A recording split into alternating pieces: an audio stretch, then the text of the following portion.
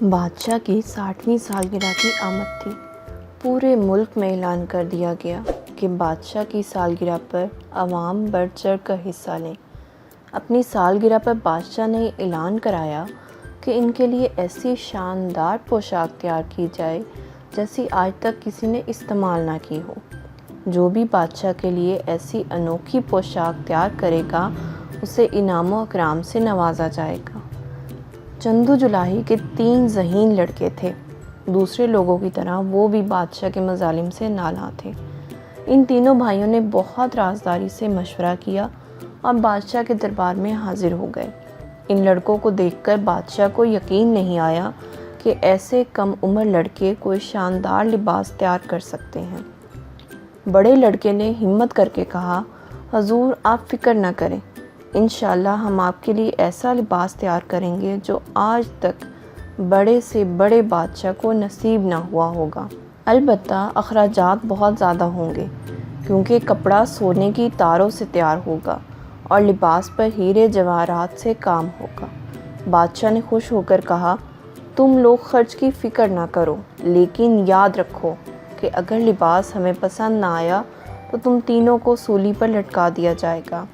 چھوٹے لڑکے نے کہا، حضور آپ فکر نہ کریں، لیکن ہماری ایک عرض سن لیں کہ یہ انوکھا لباس دیکھ کر ہر شخص اش کر اٹھے گا، لیکن جھوٹے، بے ایمان اور فریبی شخص کو یہ لباس نظر نہیں آئے گا۔ بادشاہ نے لڑکوں کی باتیں سنی اور وزیر کو حکم دیا کہ محل کے عقبی حصے میں ایک کشادہ جگہ ان لڑکوں کو دے دی جائے اور ان کو مطلوبہ رقم بھی مہیا کر دی جائے۔ تینوں بھائی محل کے عقبی حصے میں کپڑا بننے کی کھڈیاں اور کپڑا سینے کی مشینیں لے آئے۔ سونے کی تار تیار کرنے کے لیے بھاری رقم بھی حاصل کر لی اور کھٹا کھٹ خالی کھڈیاں چلانا شروع کر دیں۔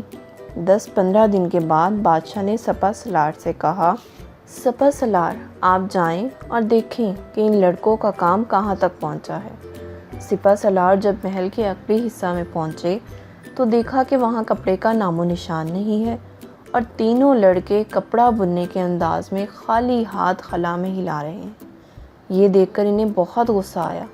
وہ لڑکوں کو ڈانٹنے کے لیے آگے بڑھے ہی تھے کہ ان کو لڑکوں کی وہ بات یاد آ گئی کہ یہ لباس جھوٹے، بے ایمان اور فریبی شخص کو نظر نہیں آئے گا۔ کیونکہ سپہ سالار کو اپنے جھوٹے پن اور بے ایمانیوں کا بخوبی اندازہ تھا، اس لیے انہوں نے سوچا کہ ممکن ہے اسی وجہ سے ان کو لباس نظر نہ آ رہا ہو۔ اس لیے انہوں نے اپنا بھرم رکھنے کے لیے بادشاہ کو اطلاع دی، واہ حضور واہ، کیا لاجواب کپڑا تیار ہوا ہے، پوشاک دیکھ کر آپ کا دل باغ باغ ہو جائے گا۔ 3-4 دن بعد بادشاہ نے وزیر سے کہا، وزیر صاحب ہماری سالگرہ میں صرف 2 دن رہ گئے ہیں، ابھی تک ہماری پوشاک نہیں آئی، آپ جائیں اور ان لڑکوں کی خبر لیں۔ وزیر صاحب وہاں جب پہنچے تو انہوں نے بھی وہاں وہی منظر دیکھا جو سپہ سالار نے دیکھا تھا۔ لڑکے اسی طرح خلا میں ہاتھ ہلا رہے تھے اور کسی قسم کے کپڑے کا وہاں نام و نشان نہ تھا۔ وزیر صاحب بھی اپنی جھوٹی اور فریبی طبیعت سے آگاہ تھے، اس لیے انہوں نے بھی یہ سوچا کہ اس وجہ سے ان کو کپڑا نظر نہیں آ رہا۔ وزیر نے بادشاہ کو جا کر یہ رپورٹ دی، حضور لباس تقریباً تیار ہے، بے مثال پوشاک بنی ہے، آپ دیکھ کر دنگ رہ جائیں گے۔ کل صبح وہ لڑکے شاہی لباس لے کر آئیں گے اور اپنے ہاتھوں سے آپ کو پہنائیں گے۔ بادشاہ صاحب بہت خوش تھے۔ انہوں نے اعلان کروایا کہ کل شام وہ تمام درباریوں کے ساتھ گشت کریں گے اور لوگوں سے مبارکباد قبول فرمائیں گے۔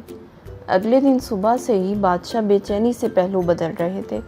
کچھ دیر بعد تینوں لڑکے 2 بڑے بڑے تھال لے کر محل میں آئے۔ بادشاہ یہ دیکھ کر حیران رہ گیا کہ تھال خالی تھے۔ پھر اس کو اپنے جھوٹ اور بے ایمانی کی داستانیں یاد آئیں اور لباس نہ نظر آنے کی وجہ سمجھ آ گئی۔ اس لیے اس نے مصنوعی مسکراہٹ چہرے پر سجاتے ہوئے کہا، بھئی واہ، تم نے تو واقعی حق ادا کر دیا، یہ لاجواب لباس ہے۔ سب درباری بھی جو اب تک حیران کھڑے تھے واہ واہ کرنے لگے۔ ان تینوں لڑکوں نے بادشاہ کے نزدیک آ کر کپڑے تبدیل کرنے کے انداز میں بادشاہ کے آگے پیچھے چکر لگائے، جبکہ سب لوگ بادشاہ صاحب کو فقط ایک سرخ رنگ کی نیکر میں دیکھ کر بہت مشکل سے ہنسی ضبط کر پا رہے تھے۔ اب اس شان سے جلوس نکلا کہ بادشاہ صاحب ننگی تلوار ہاتھ میں لیے، سرخ نیکر پر تاج سجائے شاہی رتھ پر سینہ تانے کھڑے تھے۔ سڑک کے دونوں طرف جمع لوگوں کو کہکے لگاتا دیکھ کر بادشاہ سمجھ رہے تھے کہ ان کی پوشاک کی تعریف ہو رہی ہے۔